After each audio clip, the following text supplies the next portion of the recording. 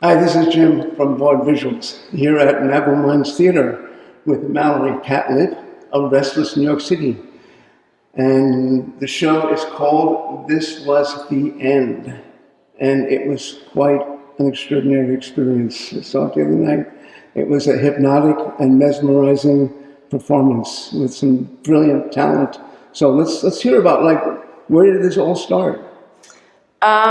Well, I mean, to a certain extent, it has many starting points, but one of them was right here in this room, in this building in 2009, when I had a residency at Mabou Mines studio. So Mabou Mines, we're actually in the room, and it was kind of here and in that, through the wall behind me. Like, that's where their studio is, and their offices were in the corner of the building. And they had a residency program, and I was invited to be part of that.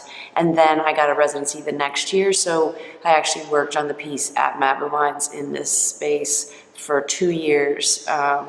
So that's kind of where a lot of it started. And the set itself was a wall that was in this space that was removed. We removed when we found out that when the building was going to be renovated, and to the extent to which they were going to do the renovation, Mabou Mines let me pull out the facade of the building. I mean, the facade of the wall, which is like a cabinet, like a schoolroom cabinet, and we took it away and stored it in my parents' barn until I got another residency in which we had to kind of reconstruct it basically, and it's now a sort of standalone set piece that's 16 feet long and 17 feet high and 4 feet deep, so the actors can run around it and walk through it, and all the doors slide and open, and the musician who does all the sound and manipulates the video also sits inside the box.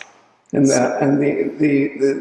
the relationship you have with the people that do the amazing projections and the amazing sound track, where did you find these people? They're just amazing. Well, like the guy who does the sound, actually, he was part of the residency that we had here, so he made a lot of those sounds here right in the studio. His name's G. Lucas Crane, and he is a DJ of cassette tapes. And so his rig is like a DJ rig, but just with cassette tape players. And the whole show exists on cassette tapes. It's recordings of the performers reading the scenes, or remembering the scenes, or remembering the stage directions. And so it exists on like a whole series of cassette tapes that are played live and mixed live during the performance. And the actors, basically the actors improvise with Lucas. So they improvise with their own voices, and sometimes they double the text, sometimes they improvise slightly different words around the text, sometimes they really match it really clearly, sometimes it's just part of a sound score. Yeah. So, and then Keith, who does the video, is a designer I've worked with before as well, that we brought on because when we were here, we started doing this thing where we projected that wall onto itself to create this like double vision sort of blur, and which is one of the big ideas of the piece. And so after we left here, I kind of got a sense of like what the video idea was, and then I invited Keith to work on it. And then he kind of just went to town, so that by the time we were reconstructing it, he was mapping the full thing, and then we started filming all the actors in front of it. And then the two artists are sort of hooked up, actually synced by another artist named Ryan Hossoppel, who's an interaction designer. And he's the one that put the sensors on Lucas's tape decks, so that when Lucas plays, when he rewinds and fast forwards, that then manipulates the video image. So that's why the sound and the video are so sort of inextricably linked, and it gives you that kind of synesthetic sort of like, what am I seeing here? It's because it really matches his physical, the way he actually physically mixes the stuff, and it's always slightly different every night. The soundtrack seems like it's an integral part like almost like another actor in the show. Yes, yes, it is. It's definitely, I mean, the wall and the projections on it and how the sound and the video projections work really was like that's kind of why I took it out of the room, because I felt like, oh, this is like another character that I really felt like was kind of integral to what I was kind of doing. And so...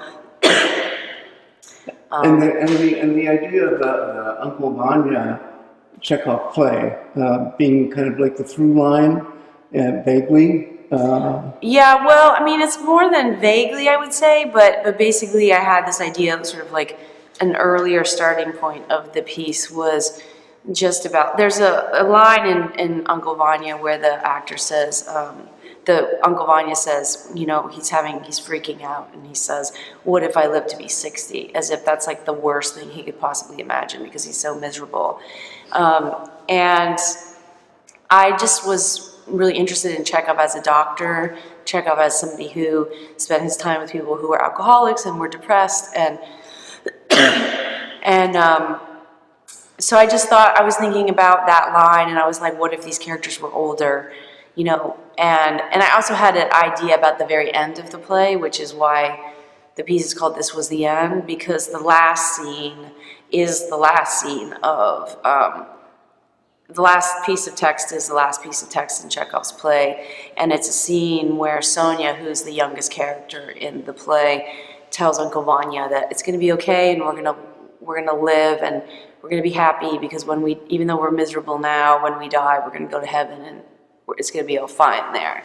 And I've never seen that scene work when I've seen it, but I had this idea. I was like, oh, what if they're older, and she's saying that exact same text, but she's kind of administering, you know, medication, which is what I imagine she does most of the time in the play, is administer medication for him and herself at this point. So, and the opening sequence in the play, which is kind of like a hypnotic, mesmerizing, visual, I don't know what to say, catharsis. Yeah. What prompted you to start the show with that? That was a very interesting beginning.